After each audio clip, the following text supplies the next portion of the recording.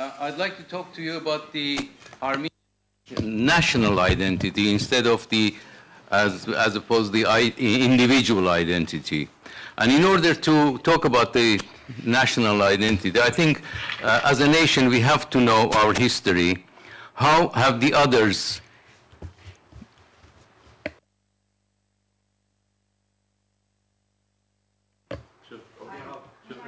Are you? To talk about this, our national identity, one has to know how the others have looked at us, how have they presented this into their own 2,600 years of geography and cartography. The first slide that you see here is the first world map that exists today. This is about 2,600 years old. It comes from Babylon. It shows the center of the world here in the circle, and this translation into English by an English historian from cuneiform Babylonian language. In the center of the world, there are three countries mentioned 2,600 years ago. One is Babylon, the other is Assyria, the third one is Armenia. Now, this is from the British Museum. This little clay tablet is kept in the British Museum, and I said this is the oldest world map in existence today. Now, I go to the second oldest, this is the second oldest documentation regarding Armenia. That dates 517 BC.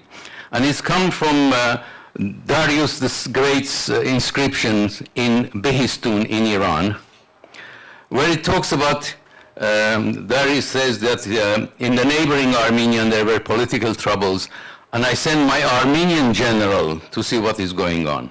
This is written in three languages, Elamite, Old Persian, and Babylonian, and these, the ones underlined red, is the name of Armenia, written in this document.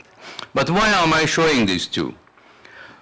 Because, Christianity, conversion into Christianity and accepting as a official religion of the country was a very important milestone in our history. And perhaps that is one of the reasons that when we talk about, somebody asks us about who are the Armenians? Can you describe the Armenianness in one sentence? We mostly say that we are the first Christian nation. But what the questioner is not a Christian. He's a Muslim, he's a Jew, he's a Buddhist. What does it matter to him? I propose that looking at this documentation, perhaps we could say that we are a country that appears on the oldest inscriptions and the oldest world map in the world. After all, the United States of America paid $10 million for a paper copy of a map made in 1507 that for the first time it said America on it. They paid $10 million, and this is freely available in the museums and on walls. Anyway, let's go back to the Greco-Roman world. Herodotus, 500 years BC, Eratosthenes, 200 BC. Those little underlining on the maps, also on the previous map. You see on the Herodotus, I have two underlines. One is Armenia in the center of the world, and then Persia, Parthia. There's two countries right in the middle of the world. And then comes Eratosthenes, again underlined, the Armenia is underlined in it, and then Strabo, again in the center of the world. And now I'm showing you an Ottoman map from the early 20th century that describes the world during the beginning of our era. Here, in this country, it's this translation, Armenia. This is an Ottoman map of early 20th century from the textbooks. Why is it that our country has been named in so many historic documents 2,600 years ago? We must have done something. We must have been some important nation for some reason or other at that time.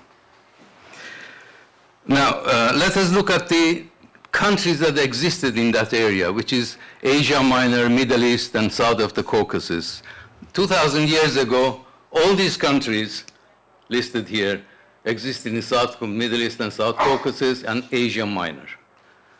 After 2,000 years, only two of them are there with their original names, Armenia and Persia. All the others have disappeared. There are some monuments left by them from them, but then nothing else. Now, this next map is made by Claudius Ptolemaeus, who was the father of geography, as they say, because he's written a book in the early 2nd century called Geographia, where he describes how to measure distances, how to draw maps, how to measure angles, etc., etc. And in his book, the world has 8,000 place names. Out of 8,000 place names, 180 are from Armenia, belong to Armenia. And in this map, which is this map of the South Caucasus, here is the Black Sea, here is the Caspian Sea, Caspian Mountains, the Caucasus Mountains on top. Then here are three countries, which is Colchis, which is Abkhazia today. Iberia, it is part of Georgia, not all of Georgia, part of Georgia. And then Albania, Caucasian Albania, which is now called Azerbaijan, Republic of, and this is Armenia, Greater Armenia. Lesser Armenia is to its east. And Ptolemy's maps were in use for 1,500 years. Until the 17th century, his maps were used because they were so accurate at the time. We come now to a British map, St. Jerome, who drew the map of the Middle East and Western Europe and Western Asia, Eastern Europe. And these numbered ones are all related to the place names in Armenia. Here is the Armenian mountains. Here is Mount Arad with Noah's Ark sitting on top. Number of Armenia Mayor, etc. And then rivers of Euphrates and Tigris, etc. And with Armenian cities. At that time, this is the 4th, 5th century map, early 5th century map. This is 8th century Spanish map. At the time, the Christian maps had north at the left. Let me remind you that the time when it was decided, only in 1897, it was decided that north in the maps should be on top. Before that, the Christian maps had it on the left. The Islamic maps had it on the top. On the bottom, sorry. Top was south. This is the world divided into three parts by this Sea of Mediterranean and the rivers of Don and Nile. Paradise in the east, and here, large looms Armenia. This is the religious map from an Apocalypse book called Apocalypse, which is in Spain now, and kept in Osma in Spain. Islamic world map, 10th century. Here, as I said, the south is at the top there, and this is the Indian Ocean, this is the Mediterranean, this is the Black Sea, and this is Armenia. Islamic maps normally, world maps, show many European countries such as Russia, Spain, France, Germany, etc. But the regional maps, which are there normally in the geography books, there are 22 of them, they only show Islamic countries. They write that we don't have time to waste on non-believers, so we talk about the Islamic world. So in the Islamic world, there's one map which is South Caucasus. And in the South Caucasus, there's three countries. One is Hrant, which is the Caucasian Albania. One is Azerbaijan, which is the Iranian province of Azerbaijan, south of the Arax River. And the third one is Armenia, Armenia. This is the only non-Islamic country that is shown in Islamic maps. And the description in this book, Islamic books, says, talks about the trades of the crafts of the Armenians, etc., and how important Armenia is for their trade. This is the only reason they have included in this, in their maps. The only Christian country included in Islamic maps. This map, by the way, comes from the Topkapı Museum in Istanbul. And it's from the 10th century, as I said, Persian mapmaker Istakhri. It's a translation of the toponyms on the map. I want to talk about the Portolan maps, what they call Portolan maps. Portolan maps are normally drawn for the seagoing captains and seafarers, and they only show the places and ports on the seashore. Inland, they normally do not show anything, just the names of the ports and rivers or etc. which exist on the seashore. After all, they were drawn for the seagoing captains, etc. And but when the Portolan covers an area which includes Armenia, interestingly enough, Armenian details are shown about Armenia. The Portolans were made from the 12th to the 15th centuries, and during the Crusades, and there were many of them where they were used for trade, and some of them they were used for the Crusaders, how to travel from Europe to the Middle East to Jerusalem. And now this is one of the Portolans that is showing the area of Armenia. You see on the side, sideways, Mount Ararat, with a tent on it saying Noah's Ark. The rivers Euphrates, Tigris, the city of Malatya, and then the river Ardaşes going from the north of Armenian highlands towards the Caspian Sea. All these details on maps for a country that doesn't have access to the sea. And these are sea charts. They're called sea charts. And they've drawn Armenia. Why? There must have been some reason to do that. Now let's go another Portolan which shows the area of Cilician Kingdom of Armenia, northeastern corner of the Mediterranean. Now this was on the way of the Crusaders who traveled from there either by sea or by land, and they had to cross Cilician Armenia to get to Jerusalem, to Palestine. Here they show the various cities there. The capital is Sis there, and this is the Mediterranean. Made in, this map is by Kresk, Abraham Kresk, 1375. And you see the Armenian is surrounded by a green frame. The frame says to the Crusaders that these ports are friendly, they are Christians. You have a green light to go there. The others are Muslim that are not very friendly around it.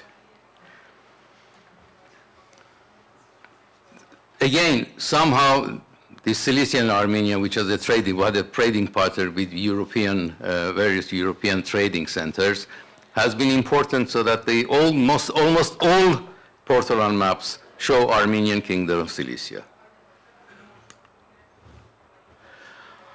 This is the first geography book written in Ottoman Turkish in 1653. Katip Çelebi, the first, most important geographer, has wrote it. He traveled around the area and wrote this book, Cahannuma. He was planning to complete his journeys all around the east and west and write about the whole world, but he died early. This is a part of this section here, talks about Armenia. 2 chapters talk about Armenia. And I will read the transcript of this, which is translated from the Turkish, which this is, in Ottoman rap. It says, chapter on the Vilayet of Armenia. Armenia consists of 2 parts, Greater and Lesser. Lesser Armenia is not within Persia. It is located at the east of the Sea of Rum, which is the Mediterranean, Roman Sea. Its cities are Adana and Marash, and the capital is Sis. Previously, their capital was Khalat, but after the fall of their kingdom, they become Raya, means landless peasants, and chose the Sis as their capital. Greater Armenia has been within Persian borders. Its towns are Van, Kars, Erzurum, and the capital is Akhlat. This is an first Ottoman geography book, written in 1653. You will note later on that in my maps that Armenia, you know, that hasn't had any independent kingdom for 600-700 years. But on all the maps showing the area until 1925, Armenia is written from territory from west of Lake Van to east of Sevan. All the maps bear the name Armenia. I'll show you some examples.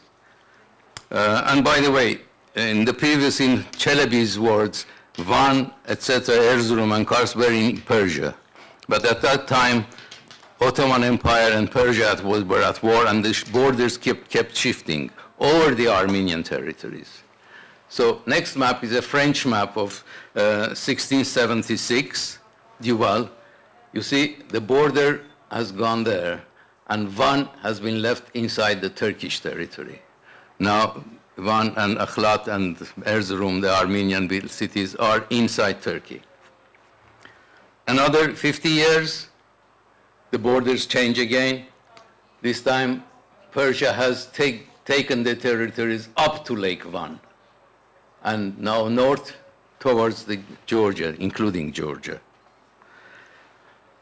All these territorial changes, Armenia is the same. It's always written Armeni. This is Armenia. On the previous map as well. Turkomania, which is Turkish Armenia, as well as Armenia. Those territories are always called Armenia, although we didn't have a kingdom of such name. The reason that they are called, because in the medieval times and the early times of map making, no borders were drawn. Borders were changing all the time. Whoever was stronger was gaining territory or losing territory, whatever. So the borders were not mentioned. The territories, areas were called with the name of the people who lived there. And Armenians living at that area had kept the name Armenia on their maps. On all European and Western, all the maps had the name Armenia on them. Now, this is for the first time that, by the way, that Caspian Sea is drawn properly, 1720. And this is the Persian-occupied area in color. And this is written Arménie in French map, Armenia. 1720, Armenian didn't have a kingdom, didn't have independence, but the name appeared there. And by the way, the name of this territory, which is now Azerbaijan, in here is only Shirvan, a number of Persian Khanates, Muslim Khans lived there and ruled there. There's no name of Azerbaijan there. The Azerbaijan in this map is written here, south of the Arax River, as a province of Iran.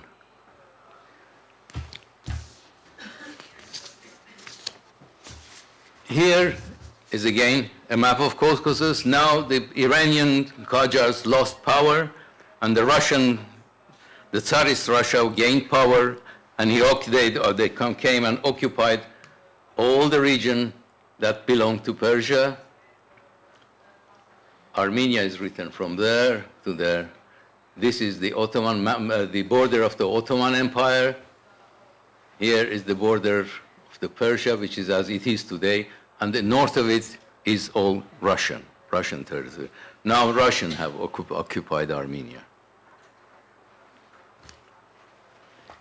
Here I'm showing you an Ottoman map from 1802, 1803, that region. This is the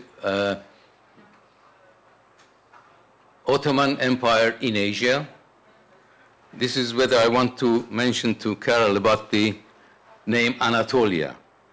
You see, Anatolia, Anadolu here, in Arabic script in Ottoman Turkish, is only the peninsula of Asia Minor. Now, the whole area calls it Anatolia. In this map, in this Ottoman map, the area north of the Lake Van, south of Erzurum, is called Armenistan, Armenia.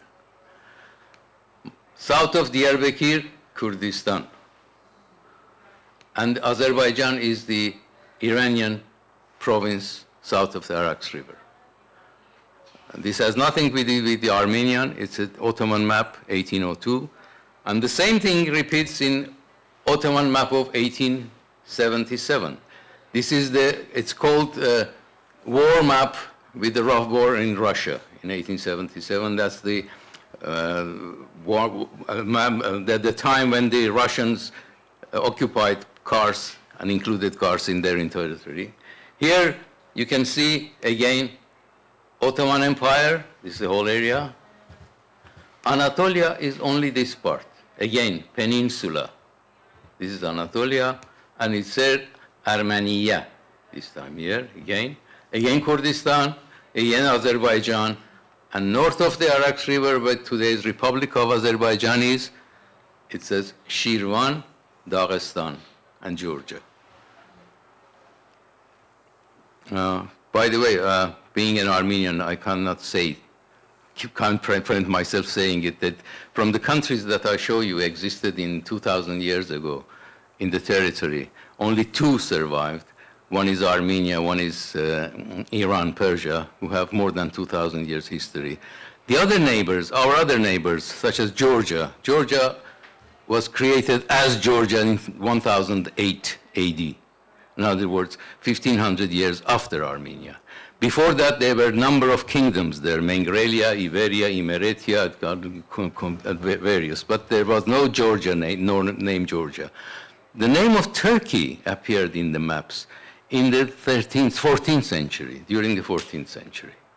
So it's 2,000 years old, younger than Armenia. But the name of Republic Azerbaijan appeared in 1918 for the first time. 1918. It's not even 100 years old. So I'm going to finish with a map from an American magazine, Atlas, which is the Literary Digest of 1925, where for the last time the name of Armenia appears from west of Lake Van right to Lake Sevan.